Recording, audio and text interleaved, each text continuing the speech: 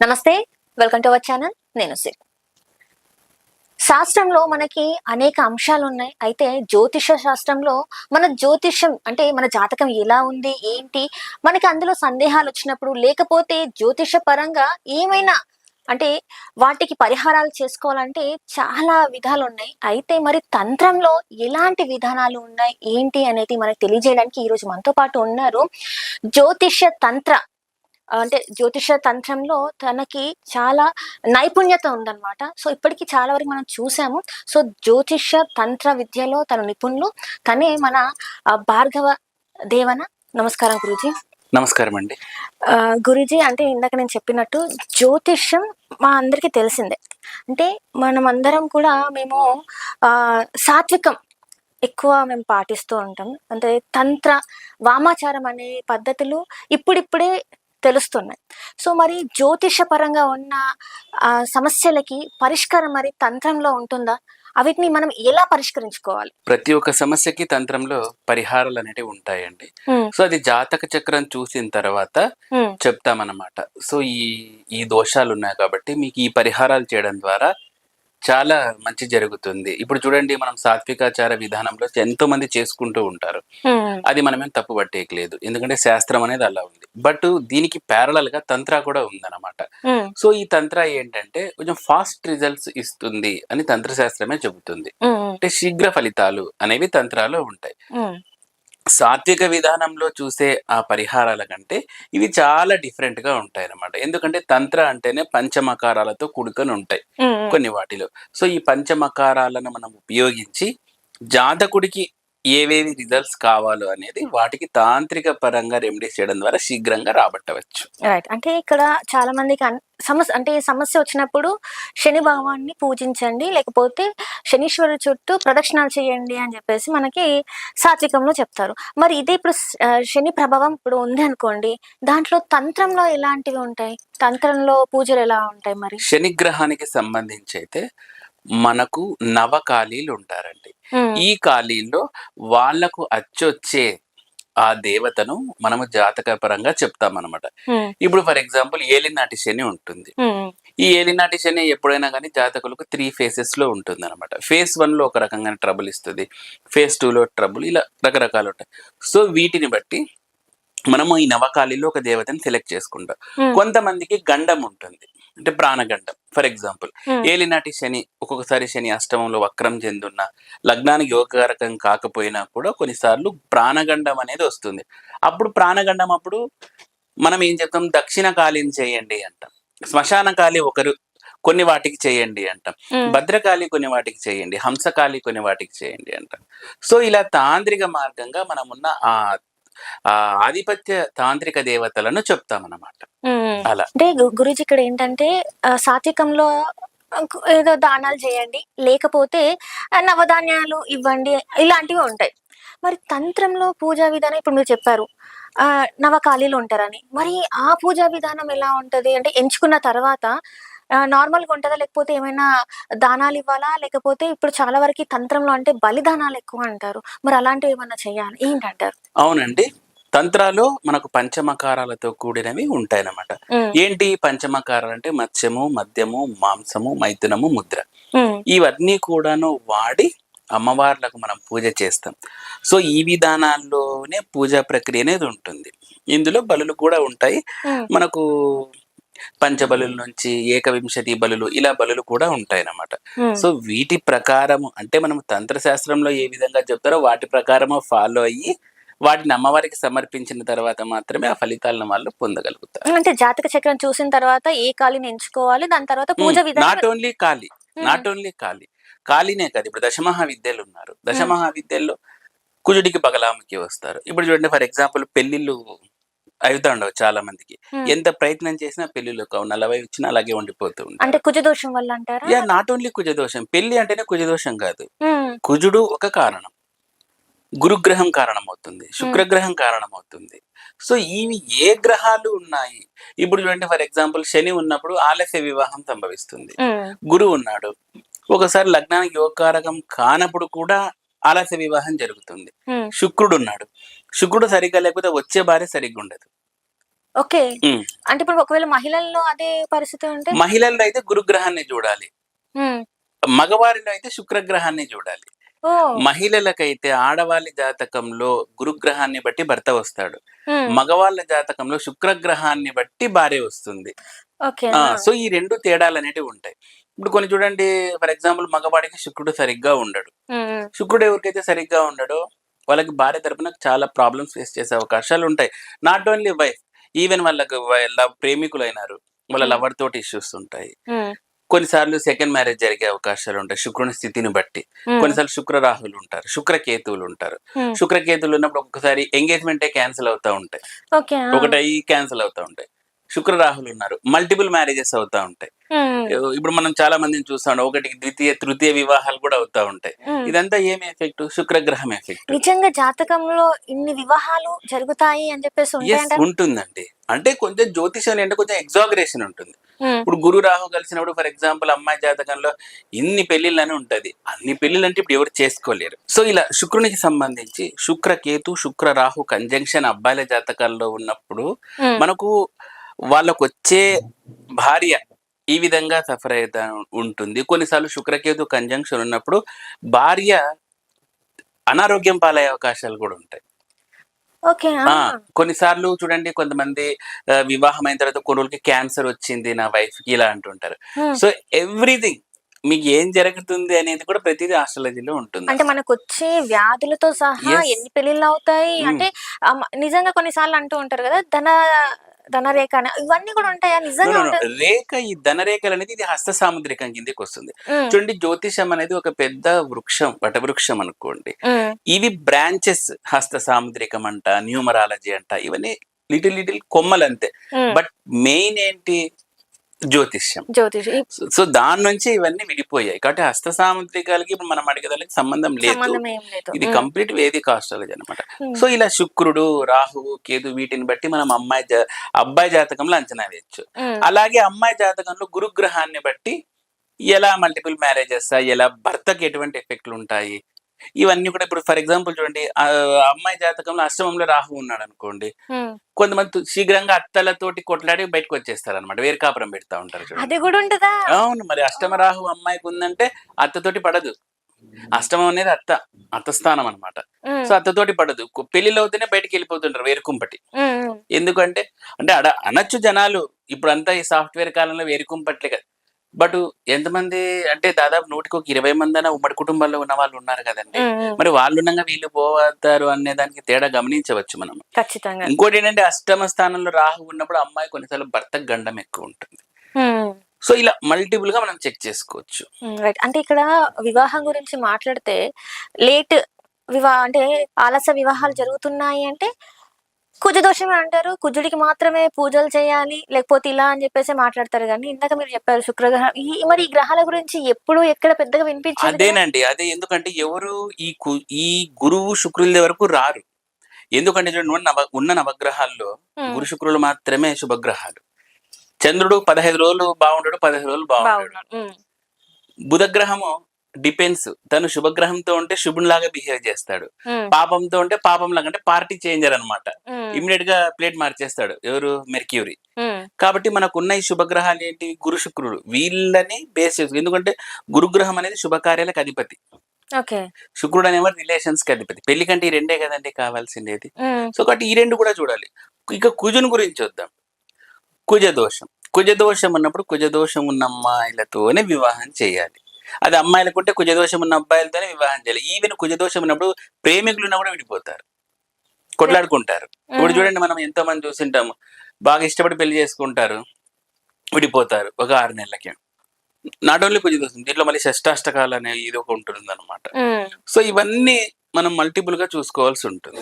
హ్మ్. అంటే షష్టాష్టకాలు అంటే ఏంటంటారు? షష్టాష్టకాలంటే చూడండమ్మా, ఇప్పుడు ఫర్ ఎగ్జాంపుల్ అమ్మాయి రాశి నుంచి అబ్బాయి రాశి 6, 8 పొజిషన్‌లో ఉండకూడదు. హ్మ్. అలా ఉంటే దెబ్బ పడుతుందని అర్థం అన్నమాట. దీన్నే హ్మ్. షష్టాష్టకాలంటారు. సో ఇలా 5, 9 ఉంటది. 1, 12 ఇలాంటి కాంబినేషన్స్ ఉంటాయి. ఈ కాంబినేషన్స్‌ని బట్టి వాళ్ళు ఉంటారా? విడిపోతారా? అనేది మనం ముందే చెప్పొచ్చు. అంటే ఈ కాంబినేషన్స్ చూసుకోవచ్చా మనం? అంటే ఏ రాశికి ఏ రాశి వాళ్ళైతే బావుంటారని జెప్పేసి గూడా మనము జాతకంలో హ్మ్. మనకు తెలుస్తూ ఉంటది కదా! చూడమ్మా, ఈ రాశి వాళ్ళకి ఈ రాశి వాళ్ళనే ఉంటాయి కాంబినేషన్స్. హ్మ్. కానీ కృష్ణపక్ష చంద్రుడా, శుక్లపక్ష చంద్రుడా అనేది చాలా ఇంపార్టెంట్. హ్మ్. క్షీణ చంద్రుడు ఉన్నప్పుడు ఉన్న అబ్బాయిలు గాని, అమ్మాయిలు గాని వాళ్ళు కొంచెం మెంటల్లీ ఇరిటేటెడ్‌గా ఉంటారనమాట. హ్మ్. శుక్లపక్షంలో పుట్టిన వాళ్ళు కొంచెం పాజిటివ్ థింకింగ్ తోటి ఉంటారు. హ్మ్. సో, అలా ఎవ్రీథింగ్ దీంట్లో రాశి కూటమి, వశ్య కూటమి, యోని కూటమి ఇలా రకరకాల కూటములు చూసుకోవాల్సి ఉంటుంది. తర్వాత ఈ మధ్య గణాలంటారు కదా! హ్మ్. అవి చూస్తారు. బట్ అవి నెక్స్ట్ థింగ్. కానీ బేసిక్‌గా మనం రాశి కూటమి అయితే చూసుకోవాల్సి ఉంటుంది. హ్మ్. కొంతమంది చూడండి ఫెయిల్ అయితుంటది. ప్రేమించుకుంటారు. లవ్ చేస్తారు. వాళ్ళు ఫెయిల్ అయిపోతారు. ఎందుకు ఫెయిల్ అయిపోతున్నారు? షష్టాష్టకాలు ఉండొచ్చు. హ్మ్. కుజుడు పడకపోవచ్చు. ఒకరికి కుజదోషం ఉండొచ్చు. ఒకరికి కుజదోషం లేకపోవచ్చు. హ్మ్. అంటే ఇలా పార్ట్నర్‌లో ఎవరికో ఒకరికి ఉన్నా కూడా యెస్. ప్రాబ్లమే. అంతే కదండీ. ఇప్పుడు మీరున్నారు. ఇప్పుడు ఫర్ ఎగ్జాంపుల్ ఎవరో ఒక అమ్మాయి ఉంది, స్వాతి అనే అమ్మాయి. ఆ అమ్మాయికి కుజుడు హయ్యర్ ఎండ్‌లో ఉన్నాడు. హ్మ్. కుజుడు హయ్యర్ ఎండ్‌లో ఉన్నప్పుడు ఏమైద్దంటే వీళ్ళకి హయ్యర్ ఎనర్జీ ఉంటుందన్నమాట. అంటే గట్టిగా అరవడం, హ్మ్. వీళ్ళు ఇక విపరీతమైన యాక్షన్ అంటే యాక్టివిటీస్ ఎక్కువ చేయడము, మగవాడికి కైకెక్కని అరవడము ఇట్లాంటివి చేస్తారు. ఇంత డామినేటెడ్ పర్సనాలిటీని తట్టుకునే ఆపక కూడా మగవాడైనా కూడా వాడికి కుజుడు బాగుండాలి కదండి. కుజుడు అంటేనే ఎనర్జీ. హ్మ్. ఇంత ఎనర్జీ మగవాడికి లేనప్పుడు ఏమైతారు? మనం ఒక సినిమాలో చూసాం అంతేగా, అంతేగా అని.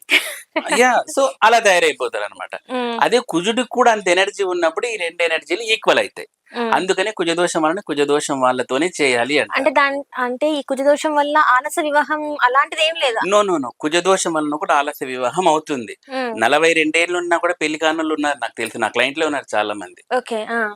సో, ఇది కుజదోషం అనే కాదమ్మా. కుజదోషం ఉందా? గురుదోషం ఉందా? శుక్రదోషం ఉందా? ఇవి హ్మ్. మనం చెక్ చేసుకోగలగాలి. కొంతమంది చూడండి కుజదోషం అని కుజుడికి సంబంధించిన పరిహారాలు చేస్తారు. పెళ్లి హ్మ్. కాదు. ఎందుకు కాదు? నువ్వు ఒకటి చేసావు. గురు శుక్రుల సంగతేంటి? హ్మ్. సో, కాబట్టి we have to clear all the దోషస్. అంటే ఇప్పటి వరకి ఇది ప్రాచుర్యంలో లేదు. అంటే కుజదోషాలు, కుజదోషాల నివృత్తులు ఇవి మాత్రమే ఉన్నాయి. ఎవరు కూడా గురుడికి సంబంధించింది గాని, శుక్రుడికి సంబంధించింది గాని ఎవరు చెప్పలేదు. అండ్ ఇంకొకటేంటంటే మరి ఈ పూజా విధానాలు ఎందుకు బయటికి చెప్పకుండా ఉన్నారు? దీని వెనకాల ఏమన్నా రహస్యాలున్నాయా? ఏంటంటారసలు మరి? అలాగేం లేదండి. ఇప్పుడు జాతకుడొచ్చినప్పుడు హ్మ్. జ్యోతిష్యుడు చెప్తాడు ఇది ఉంది అని. హ్మ్. సో, కాబట్టి దీంట్లో దాచిపెట్టేదేం లేదు. ఇప్పుడు మనం అన్నీ ఓపెన్ కూడా చెప్పలేం. ఇప్పుడు జాతకుడొస్తాడు. ఇది ఉందంటే నాయన నీకిప్పుడు ఫర్ ఎగ్జాంపుల్ చూడండి శుక్రుడు 6లో ఉన్నాడనుకోండి. హ్మ్. దీన్ని భృగు షట్క దోషము అంటారు. ఓకే. ఆ! భృగు షట్క దోషం. ఇది అబ్బాయిలకుంటే వరస్ట్ ఇంకా. అబ్బా! హ్మ్. పర్ర వరస్ట్ అంటే ఎట్లా అంటే ఇంక అది ఇంక ఇంక అస్సలకి వాడికి ఏదన్నా సమస్య వచ్చింది అంటే హ్మ్. వాడి వెనకాల ఆడదుంటుంది. Okay. That is called Bhrigu షట్క దోషము. ఓకే. ఉన్న దోషాల్లో భయంకరమైన దోషంలో ఇదొకటి. భృగు షట్క దోషము. అంటే హ్మ్. శుక్రుడు లగ్నాత్ 6లో ఉండడం. హ్మ్. ఇర్రెస్పెక్టివ్ ఆఫ్ ద భావ. హ్మ్. వీళ్ళకి ఎట్లుంటదంటే రిలేషన్స్ అన్ని కొట్లాట్లే ఉంటాయి. ఇంటి నిండా లేడీసే ఉంటారు. ఆ! ఆ! మగ సంతతి అంటే వాళ్ళకి అన్న, తమ్ములు ఉండరు. అంతా అక్కలే. ఈ భృగు షట్క దోషంలో అంతా అక్కలే ఉంటారు. ఇంగ అక్కలతోనే రామాయణం ఉంటుంది. హ్మ్. అక్కలతోనే వాళ్ళకి సమస్యలుంటుందనమాట. హ్మ్. సో, ఇలా ప్రతీదీ వాళ్ళకు సమస్య ఉంది అంటే వెనకాల లేడీస్ ఉంటారు. అంటే ఇంతవరకు నేనైతే ఇది మీరు చెప్పేది నేను వినలేదు. హ్మ్. అంటే ఇది జాతకంలో ఉంటే మరి దీనికి పరిష్కారం ఏంటంటారు? పరిష్కారం అంటే చూడండి శుక్రగ్రహాన్ని చూస్తాము. హ్మ్. దానికి సంబంధించిన భృగు షట్క పాశుపత దోషం అని తంత్రం అనేది ఒకటుంటుంది. హ్మ్. దాన్ని జేయాలి. దాన్ని జేయాలంటే అది మళ్ళీ 3 ప్లేసుల్లో జేయాలి. పర్వత ప్రాంతాల్లో, హ్మ్. నదీ ప్రాంతాల్లో, అటవీ ప్రాంతాల్లో జేయాలి. ఇవన్నీ ఎవరు జేసుకుంటారు? సో, హ్మ్. కాబట్టి ఇవన్నీ చేసుకోలేరెవరు. హ్మ్. 3 చోట్ల తిరగాలంటే ఇదేంటి అనుకుంటారు. అందుకేనా మరి తంత్ర పూజలు అంటే ప్రజలు భయపడతారు. అందుకే తంత్ర పూజల్ని ఎవరు ఎంకరేజ్ చేయలేదు ఇప్పటి వరకు. అంటే ఈ మధ్య కాలంలో తంత్ర పూజలన్నీ బయటకొస్తున్నాయి. అంటే వామాచార పూజలన్నీ ఇప్పుడు ఈ 3, 4 ఇయర్స్ నుంచి బయటకొచ్చాయి. ఇంతకుముందు లేదిది. విన్నదే లేదు. సో, అంటే ఇట్లా ప్లేసెస్‌లలో పర్టిక్యులర్ ప్లేసెస్‌లలో చేయాలి కాబట్టే ఇప్పుడు మరి చేయలేకపోతున్నారా? అసలేంటంటారు? అలాగేం లేదండి. ఇప్పుడు నేను హ్మ్. చెప్పిన వృక్షటిక దోషం తంత్ర ఏం గాదు. అంటే హ్మ్. తంత్ర పేరున్నప్పటికిని అది సాత్వికంగానే చేస్తారు. హ్మ్. ఇవి తంత్రాలోకి ట్రాన్స్‌ఫార్మ్ చెయ్యొచ్చు. ఓకే. ఆ! హ్మ్. హ్మ్. తంత్రాలోకి ట్రాన్స్‌ఫార్మ్ చేయొచ్చు. ఇప్పుడు భృగుషట్క దోషం ఉంది. దీనికి సంబంధించిన కామపాల తంత్రం అనేది ఒకటి ఉంటుంది. హ్మ్. ఆ తంత్రాన్ని చేయాలి. కామపాల తంత్రం. ఆ హ్మ్. తంత్రం చేస్తే సెట్ అయిపోతుంది. హ్మ్. సో, ఇలా అంటే ఎన్ని రోజులు చెయ్యాలి? అది ఎన్ని రోజులనేది లేదండి. పూజ హ్మ్. మీకు మహా అయితే 3-4 అవర్స్ ఉంటుంది. హ్మ్. జాతకుడు రావాలి, ఆ పూజ చేసుకోవాలి. హ్మ్. నాట్ ఓన్లీ ఇప్పుడు మనకు ప్రేమ పెళ్లిలే కాదు, డైవర్స్ కేసులుంటాయి. సో, హ్మ్. ఇలాంటి వాటన్నిటికి కామపాల తంత్రం అత్యద్భుతంగా వర్క్ చేస్తుంది. హ్మ్. అంటే ఇక్కడ చాలా మంది ఏంటంటే కామాఖ్యకి వెళ్తేనే అన్ని ప్రాబ్లమ్స్‌కి సొల్యూషన్ దొరుకుతది. అంటే మాకున్న సమస్యలన్నిటికి పరిష్కారం అనేది కామాఖ్యలోనే దొరుకుతుందని చెప్పి చాలా మంది మాట్లాడుతున్నారు. మరి నిజంగా ఓన్లీ ఒక అంటే ఏకైక కామాఖ్య దేవాలయంకెళ్తేనే సరిపోతుందా? లేకపోతే ఇంకా ఏవైతే ఉన్నాయో ఆ దేవాలయాలకు కూడా వెళ్ళాలంటారా? ఏంటంటారసలు? చూడండి, భారతదేశంలో ఎన్నో క్షేత్రాలున్నాయి. హ్మ్. ఆ రకంగా చూసుకుంటే శక్తిపీఠాలు కూడా 51 ఉన్నాయి. 51 18 ఎక్కువ మనం నో, నో, నో. అది కాదు. టోటల్ 51 ఉన్నాయి. హ్మ్. ఇవి అష్టాదశ పీఠాలు అనేది ఇట్లా ఉన్నదన్నమాట. కానీ హ్మ్. టోటల్ 51 ఉన్నాయి. హ్మ్. శ్రీలంక నుంచి, నేపాల్, పాకిస్తాన్‌లో కూడా హింగ్లస్ దేవి హ్మ్. అక్కడి హింగళాజ్ నుంచి దేవి. అన్ని ఉంటున్నాయి. హ్మ్. మరి కామాఖ్యలోనే ఎందుకు చేస్తారు అంటే, Kamakhya is the origin for the entire universe. హ్మ్. ఎంటైర్ విశ్వం అనేది శక్తి కూడా కామాఖ్య, అంటే ఆ విశ్వమాత యొక్క యోని నుంచే ఉద్భవించింది. హ్మ్. కాబట్టి అక్కడంటూ నెరవేరనిదంటూ ఏదీ లేదు అనే కాన్సెప్ట్ తోటి అందరూ కామాఖ్య, కామాఖ్య అంటారు. అంటే కాన్సెప్ట్ అయినా నిజంగా నిజంగా పరిష్కారం జరుగుతుందండి. జరుగుతుంది. కామాఖ్యలో ఒక్కసారి అడుగు పెట్టారంటే మీ లైఫ్ ఖచ్చితంగా అంటే ఫ్లిప్ అయిపోతుంది. అంటే నిజంగా యోని పూజ అందరూ చేసుకోవచ్చా? అందరూ అర్హులేనా యోని పూజకు? అసలక్కడ యోని పూజ ఉందని ఎవరు చెప్పారు? యోని పూజ మనం లేదు. వీడియోస్ ఓపెన్ చేస్తే యోని పూజ చే యోని చేసుకోండి అని చెప్పి యోని రూపంలో ఉన్న శిల ఉంది అమ్మవారిది. హ్మ్. అర్థమవుతుందా? ఆ అమ్మవారి మీద అంతా కూడాను రెడ్ క్లాత్ కప్పేసుంటారు. హ్మ్. అది చాలా గుప్తంగా ఉంటుంది. ఎవరు కూడా అది లోపల చూడ్డానికి వీల్లేదు. అంతా కప్పేసుంటారు. హ్మ్. అక్కడ యోని పూజ కాదు, కామాఖ్యాదేవి యొక్క పూజ జరుగుతుంది. హ్మ్. హ్మ్. అర్థమైందా? యోని పూజలు అనేవి వేరేవి. యోని పూజ, లింగ పూజ, హ్మ్. ఈ తాంత్రిక పేరుతో వేరే రకంగా ఉంటాయి. హ్మ్. హ్మ్. అక్కడ కామాఖ్యలో ఎటువంటి ఇట్లాంటి యోని పూజలు జరగవు. హ్మ్. అది మిస్‌కన్సెప్షన్. ఓకే. వేరే రకంగా టర్న్ అయింది. అక్కడ అట్లాంటివేం జరగవండి. మరి జాతక ప్రకారంగా చూసుకుంటే ఇందాక మనం మాట్లాడుకున్నట్టు మరి కామాఖ్య దేవిని పూజించాలంటే జాతకంలో ఏ దోషాలుంటే మరి అక్కడికెళ్ళి మీరు చేసుకోవాలంటారు? ఏ దోషాలున్నా కామాఖ్యకెళ్ళొచ్చు. ఏ దోషాలున్నా. ఎందుకంటే చూడండి, అక్కడ దశమహావిద్యలని ఉన్నాయి. హ్మ్. మీకు ఏ గ్రహం తీసుకున్నా అక్కడ ఉంటుంది. ఇప్పుడు హ్మ్. ఫర్ ఎగ్జాంపుల్ శని ఉంటది, భద్రకాళి ఉంది, హ్మ్. కుజుడు ఉంది, బగలా ఉంది, హ్మ్. రాహు గ్రహము, హ్మ్. చిన్నమస్తా ఉంది, హ్మ్. ధూమావతి, కేతు గ్రహము. సో, ఇలా అన్నీ ఉన్నాయి కాబట్టి హెల్త్ ఇష్యూస్‌కి కూడా. హెల్త్ ఇష్యూస్ మొత్తం అండి. మీకు దశమహావిద్యలు అక్కడున్నాయి. హ్మ్. మీకు జాతకరీత్యా ఏమేం బాగలేదు దాన్ని బట్టి మీరక్కడికెళ్లి పూజలు చేయించుకోవచ్చు. హ్మ్. అంటే చాలా వరకి గురూజీ విన్నదేంటంటే, అసలు కామాఖ్యకి వెళ్ళాలి అంటే చాలా ఖర్చవుతుంది. హ్మ్. ప్రయాణం చేసే ఖర్చెంతుంటుందో, పూజ విధానానికి అంతకు మించి ఉంటుంది అని జెప్పేసి చాలా వాళ్ళ దగ్గర విన్నా నేను. అది వాస్తవమే అంటారా? వాస్తవమేనండి. దాంట్లో డౌట్ ఏమీ లేదు. హ్మ్. అక్కడ పెట్టుకునే దాన్ని బట్టి ఉంటుందండి. హ్మ్. మీకు 50,000 పూజ ఉంటుంది, 30,000కు ఉంటుంది, 1,00,000 ఉంటుంది, 5,00,000, 3,00,000 ఇలా గూడా ఉంటుంది. ఎందుకు గురూజీ అంత ఆహ్, ప్రైజ్ ఎక్కువంటారు మరి పూజలకి? అంతేనండి. కొన్ని కొన్ని కల్ట్స్ అలా ఉంటాయి. దాంట్లో హ్మ్. గురించి ఇప్పుడు మన ఇంటికి సత్యనారాయణ వ్రతానికి ఎవరినో పిలిపిస్తాము. హ్మ్. వాళ్ళకి 10,000, 20,000 అడుగుతారు. ఏముందండి దీనికి ఇంత అంటే, హ్మ్. వాళ్ళ ప్రైజ్ వాళ్ళది. అంటే ఇప్పుడు సాత్వికంలో గూడా పూజలు చేస్తే దాదాపు 20,000లో మొత్తం అంతా అయిపోతుంది. అది గూడా మన దగ్గరలో ఉన్న టెంపుల్‌కెళ్తేనో, లేకపోతే ఏదైనా హోమం చేపించుకుంటేనో అయిపోతది. అంటే దీని ప్రత్యేకత ఏంటంటారు? ప్రత్యేకత ఉంటది. బలులుంటాయి గదండీ! హ్మ్. పంచమకారాల బలులుంటాయి. హ్మ్. మధ్యము మాంసం అంటే ఒక దున్నపోతుని తెస్తారు. దున్నపోతు ప్రైజ్ పడుతుంది కదా! హ్మ్. కాబట్టి ఇవన్నీ ఉంటాయి గదండీ! వాళ్ళు పండాలు అంతసేపు కూర్చొని చేసిన వాళ్ళు చార్జ్ చేస్తారు గదా! హ్మ్. ఆ! ఇప్పుడు ఏదన్నా చిన్న వర్క్ చేస్తేనే చార్జ్ చేస్తారు. మరి పండాలు అంతసేపు అది త్రూఅవుట్ ద ఇండియా లెవెల్‌లో వస్తారక్కడికి. స్లాట్ దొరకడమే కష్టంగా ఉంటుంది. హ్మ్. సో, అలాంటిది మీకోసం కేటాయించి మీకొక 2 అవర్స్ వాళ్ళు కేటాయించి ఇవన్నీ చేయాలి గదా! సో, హ్మ్. వాళ్ళు దానికి చార్జెస్ తీసుకుంటారు గదా! హ్మ్. అదే ప్రాసెసే జరుగుతోంది. హ్మ్. ఎప్పుడు గాని మనం కామాఖ్యాదేవిలో అట్ట జరిగితే నెగెటివ్ పాయింట్ ఆఫ్ వ్యూలో మనకు మాట్లాడకూడదండి. హ్మ్. ఎందుకంటే చూడండి, ఒక విషయం చెప్తానండి. మీకు డబ్బులు కామాఖ్యలో పోతున్నాయి అని మీరు బాధపడితే మీకు పోతాయి. ఓకే. ఆ! ఆ! కాంచానం కర్మ విమోచనం అంటారు. అంటే కాంచనం అంటే ఏంటి? గోల్డ్. గోల్డ్. పూర్వకాలం గోల్డ్ ఉండే, ఇప్పుడు డబ్బులు. అంటే ధనం అనేది మీకు కర్మని తీసేస్తుంది. మీరక్కడ కామాఖ్యలో నిజంగా ఏడో మోసపోయారు. మీ కర్మ చాలా వరకు పోయిందని అర్థం. మీరు అనుకోవచ్చు, అమ్మో ఇంత బాధినారు మాకు పండాలు అని అనుకుంటారు. మీ కర్మ తెగిపోయిందయ్యా. నువ్వు ఆ విషయం అర్థం కావట్లేదు. నువ్వు అప్పు చేసావు, సప్పు చేసావు, పోయినావు కామాఖ్యకు. నేనే ఉదాహరణ అండి. నేనే ఫస్ట్ టైం అయినా నేనే మోసపోయినాను. నేనే మోసపోయినాను. కానీ అమ్మవారు నా జీవితాన్ని తిప్పేసింది. నేను మోసపోయి నేను బాధపడినాను. ఏంటమ్మా నేను అది అప్పు చేసుకొని వచ్చాను, ఇంత దారుణంగా మోసపోయాను. నా కామాఖ్యదేవిని చూపిస్తాను నీకు బ్యాక్ సైడ్ నుంచి అటు అని చెప్పి నేనే మోసపోయాను డబ్బులు. నాకేం చూపించలేదు. ఇది బ్యాక్ డోర్ లో తీసుకెళ్తాం అంటే నేనే మోసపోయినానండి. మోసపోయినావు కామాఖ్యలో అంటే నీకు ఉంది ముందు భయంకరమైన రిజల్ట్ అని అర్థం. అంటే అట్లని చెప్పి పోయి మోసపోతారని కాదు, అది యాదృచ్ఛికంగా జరగాలి. ఎందుకంటే అమ్మవారే కాదండి, ప్రతి దేవుడు అంతే. నీ పాపాల్ని ధన రూపేణ కడిగి పడేస్తాడు. ఊళ్ళో ధనం నువ్వు బ్రాహ్మణులకి నీ కర్మ సగం తెగుతుంది, తెగినంత తెగుతుంది. దానాలు చేయి. దానం అని ఊరికే దానం చేయలేం కదా. కందిపప్పు తీసుకోవాలంటే పోయి డబ్బులు పెట్టి కందిపప్పు కొనుక్కోవాలి కదా. మరి ఎందుకు బాధపడతావు? నీ కర్మ తెగుతుంది కదా. దీనికే మెజర్మెంట్ ఏం లేదు ఎంత తెగింది అని. తెగుతుంది, శాస్త్రంలో అదే చెప్పింది. అన్నదానం చేయి, తెగుతుంది. సో ధనము రూపేణ నీకు ఖర్చు అవుతా ఉండాలి, లేదా శ్రమ రూపేణ ఖర్చు అవ్వాలి. ధనము శ్రమ.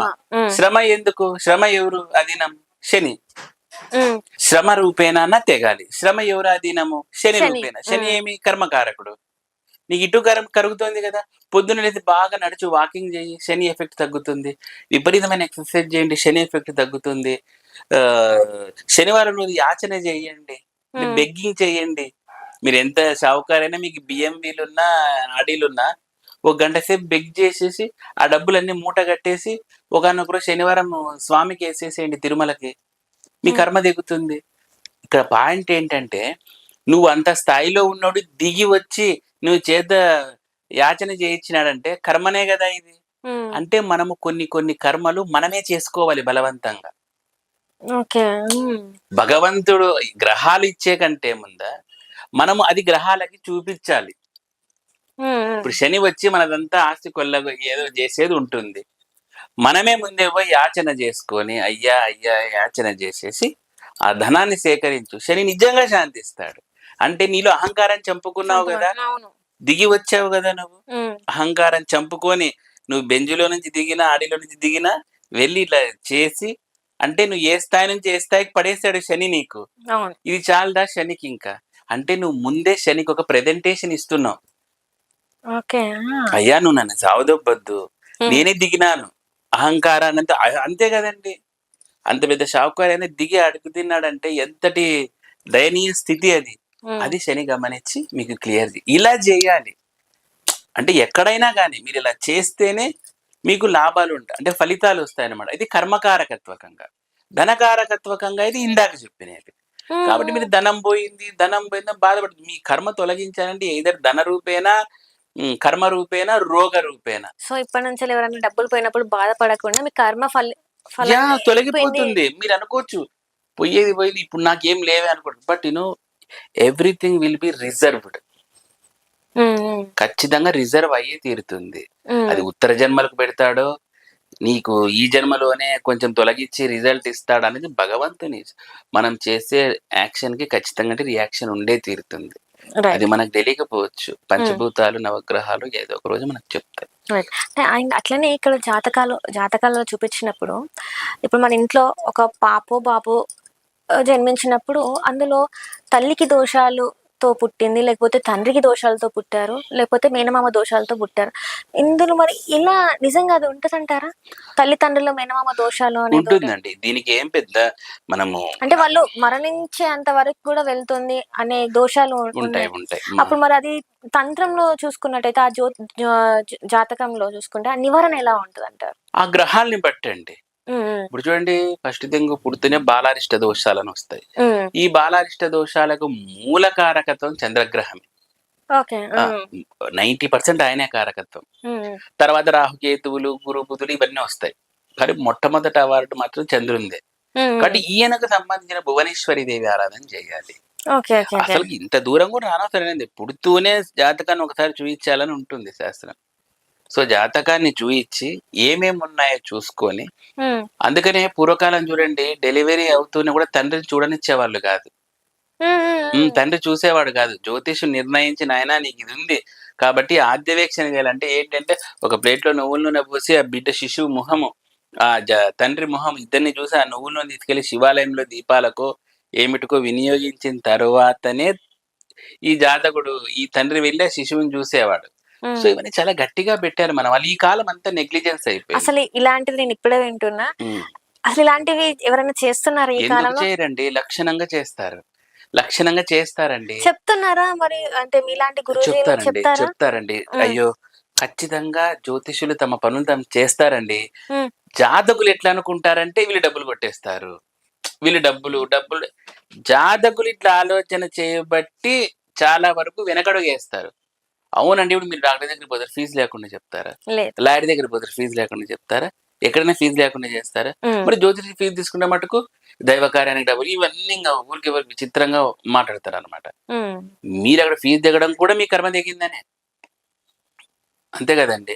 సో, కాబట్టి ఇవన్నీ పాటించే వాళ్ళు ఇప్పటికీ ఉన్నారు. పాటించని వాళ్ళు ఉన్నారు.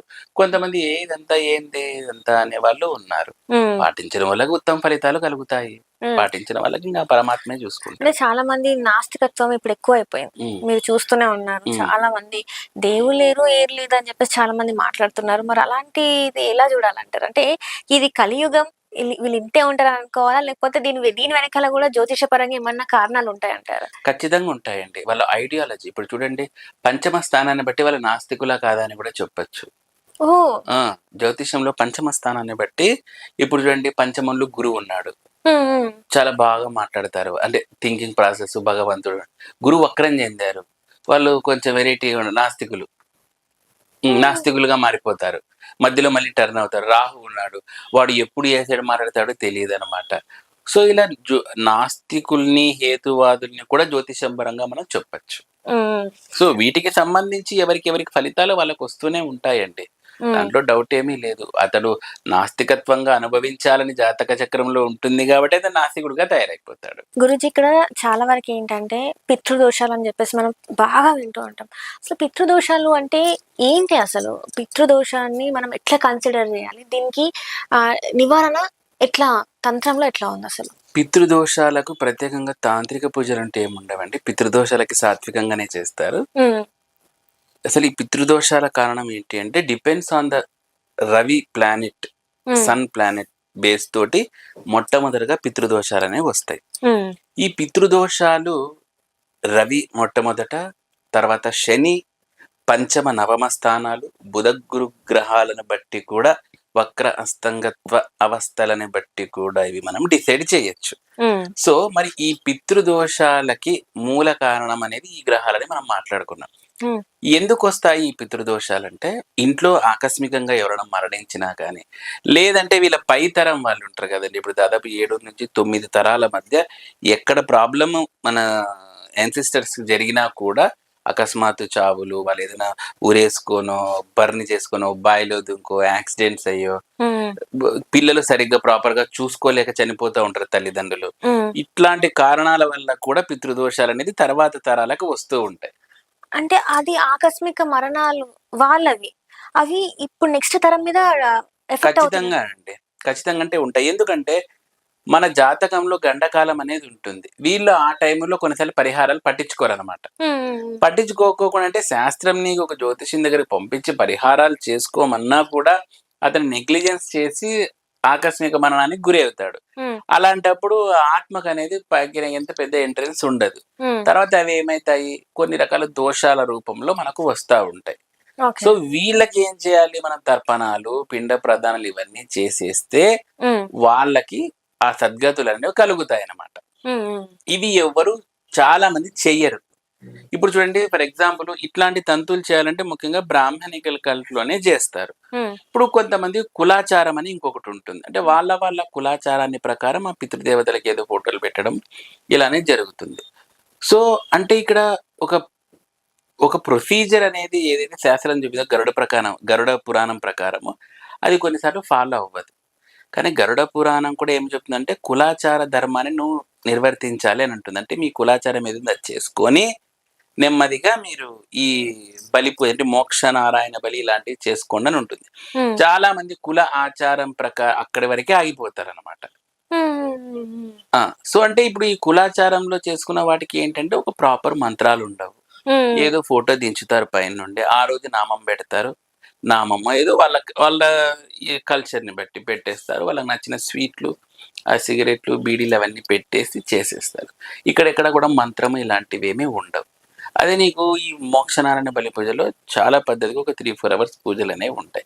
ఇవన్నీ ఎంతమంది ఫాలో అవుతున్నారు? లేదు కదా! అవును. సో కాబట్టి అలాంటప్పుడు మనకు పితృదేవతల నుంచి మనకు ఆశించాల్సిన ఫలితాలు కానీ ఎందుకంటే వాళ్ళకి ప్రాపర్‌గా మనం ఇవ్వనప్పుడు వాళ్ళు మనకివ్వరు. అంటే వాళ్ళ ఆశీర్వాదాలు అనుకోవాలి. సో ఆశీర్వాదాలు మనకి రావు. సో కాబట్టి ఇవన్నీ ఎలా చూడాలి? దోషభూయిష్టంగా మనకు వచ్చేస్తాయన్నమాట. దీనిని మనం క్లియర్ చేసుకోవాలి. అంటే పితృదోష నివారణ పూజలనేవి చేసుకోవాలి. అప్పుడు మనకు సుఖశాంతులు వస్తాయి. మరి ఈ పితృదోషం ఏమేమి ఎఫెక్ట్‌లను కలిగిస్తుంది అంటే ఇది సూటిగా ఒక మాట చెప్తానండి. మీరు కొంతమంది అంటారు ఎన్ని పూజలు చేసినా నాకు ఫలితం లేదండి. రుద్రాభిషేకాలు ఎన్నిసార్లు చేశాను, సుదర్శన యాగాలు చేశాను కానీ ఏంది లేదంటే, మీకు భగవంతుని పూజ ఎంత చేసినా కూడా ఆ ఫలం మీకు వచ్చేటప్పుడు వీళ్ళు అడ్డుపడతారు. ఎవరు అడ్డుపడతారు? పితృదేవతలు అడ్డుపడతారు. దేవతలకు ఎంత శక్తి ఉందో పితృదేవతలకు కూడా అంత శక్తి ఉంటుంది. కాబట్టి ఈ పితృదేవతలు అడ్డం పడతారు. ఆయన ఫలం ఇచ్చినా అదేంటంటారు దేవుడు కాబట్టి వీళ్ళు ఇవ్వరు. ఎందుకంటే మీరు ఏం మాకు తర్పణాలు లేదు, పిండ ప్రదానాలు ఏం చేయలేదు కదా. కాబట్టి అందుకే మనం పితృదేవతారాధన, పితృశాంతి అనేది పక్కాగా చేసుకోవాలి. ఇది ఒక్క సమస్య కాదండి, మల్టిపుల్ సమస్య. ఉద్యోగం, వ్యాపార నష్టము, సంతానం, మొట్టమొదటిగా సంతానం. పితృదేవత అనుగ్రహం కలిగితే సంతానం కలగదు. మనం సంతానానికి ఏదో గురుగ్రహము ఏదో గ్రహం అనుకుంటాం కానీ మొట్టమొదటగా పితృదేవతల అనుగ్రహం కలగకపోతే సంతానం కలగదు.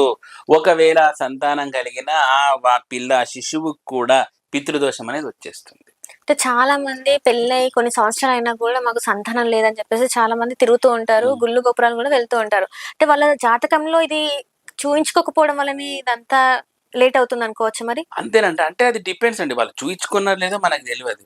మన దగ్గరకు వచ్చినప్పుడు మటుకు నేను అడుగుతా, ఏంటి నాయన నువ్వు పితృదోష పరిహారాలు చేసుకున్నావా అని అడుగుతా. లేదండి అంటారు కొంతమంది చేసుకున్నామండి. చేసుకుంటే మరి ఇవి చేసుకున్నావా అంట. అంటే అది లేదండి, మరి ఫస్ట్ ఇవి చేసుకుని ఆయన అంటే మల్టిపుల్ 360 degrees యాంగిల్లో మనం చెక్ చేయాల్సి ఉంటుంది హోరోస్కోప్ ని. ఏదో వచ్చినావు ఎదుగునైనా పో అంటే కాదనమాట. సో మనం మల్టిపుల్ గా చెక్ చేసి ఎక్కడ మనకు ప్రాబ్లం రైజ్ అవుతుంది. ఇప్పుడు చూడండి, ఫర్ ఎగ్జాంపుల్ సంతానం గురించి అన్నాను. మగవాళ్ళకి ముఖ్యంగా శుక్రగ్రహం. ఈ శుక్రగ్రహం వలనే వీళ్ళకి సంతానం ట్రబుల్స్ వస్తాయి. మగవాళ్ళకి సర్పదోషం ఉన్న సంతానం అవుతుంది, ఆడవాళ్ళకి సర్పదోషం ఉంటే సంతానం సమస్యలు వస్తాయి. మగవాళ్ళకి సర్పదోషం ఉన్న సంతానం కలుగుతుంది. మరి మగవాడికి పిల్లల సమస్య ఎక్కడ అవుతుంది అంటే గురు శుక్ర గ్రహాల వలనే అవుతుంది. గురువు ఇంప్రాపర్ గా ఉన్నాడు అనుకోండి, ఎందుకంటే గురువు అనేవాడు సంతానానికి అధిపతి.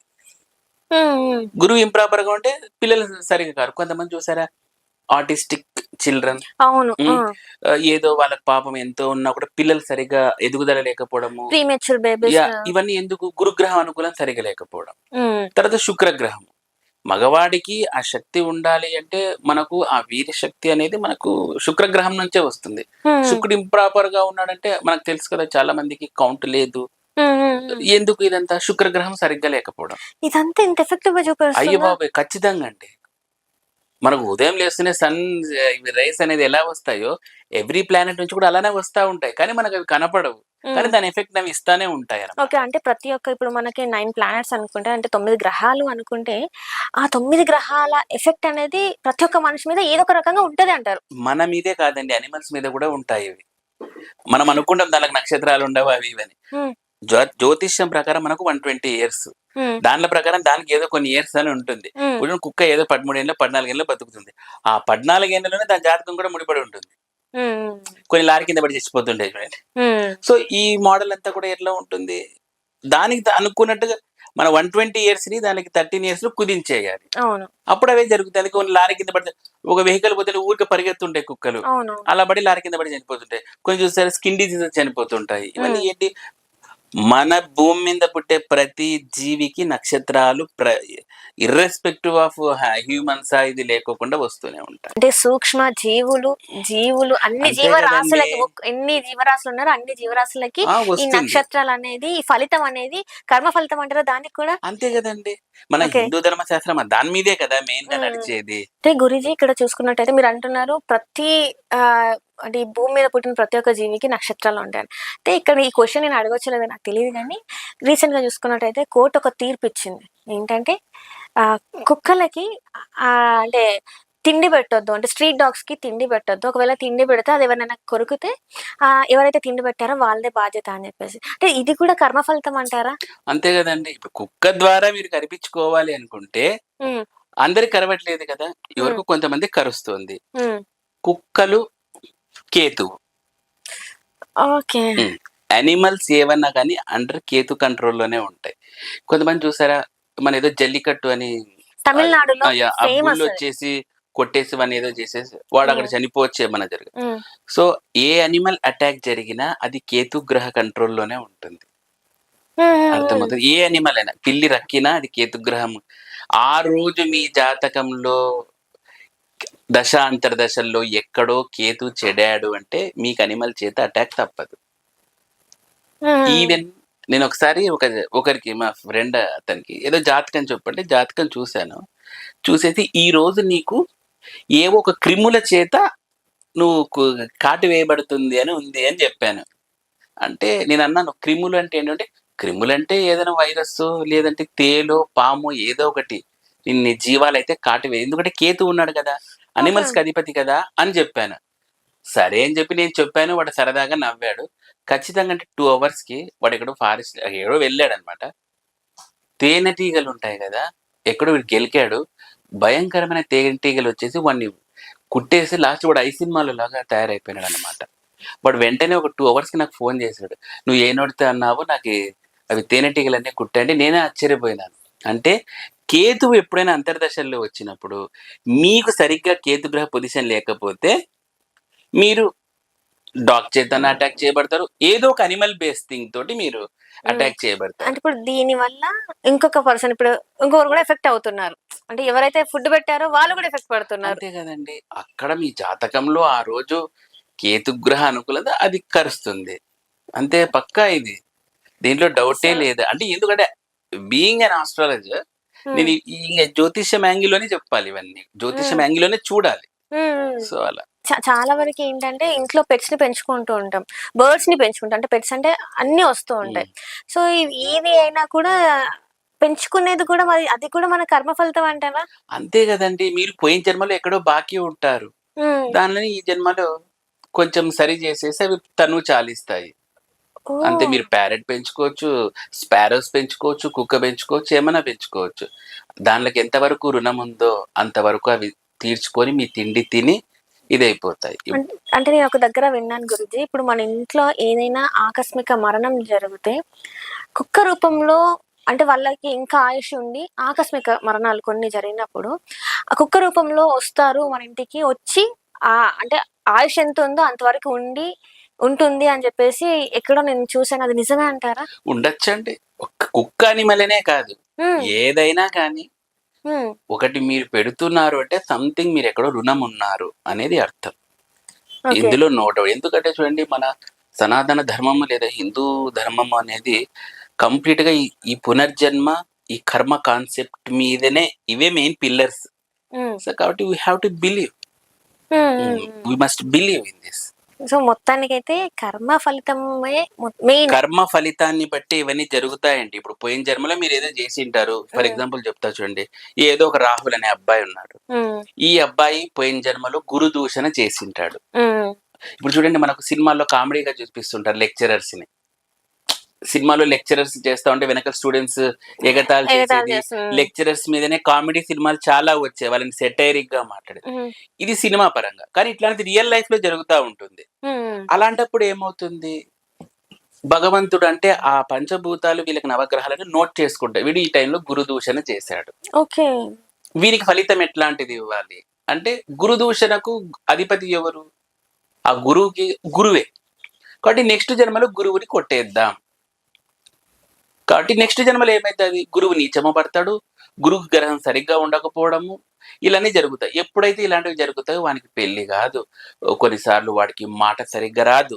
ఇదంతా ఎందుకంటే పోయిన జన్మలో గురుదూషణ చేశావు కదా! కాబట్టి గురువు ఏమే ఫీల్డ్స్‌కి అధిపతి? పెళ్ళిళ్ళకి అధిపతి, శుభకార్యాలకు అధిపతి, మంచి బుద్ధికి, జ్ఞానానికి అధిపతి. ఇవన్నీ నీకు లెస్ అయితాయి ఈ జన్మలో. మనం అనుకుంటాం నేను ఎందుకు ఏం పాపం చేశానురా పోయిన జన్మలో ఇది చేశాను.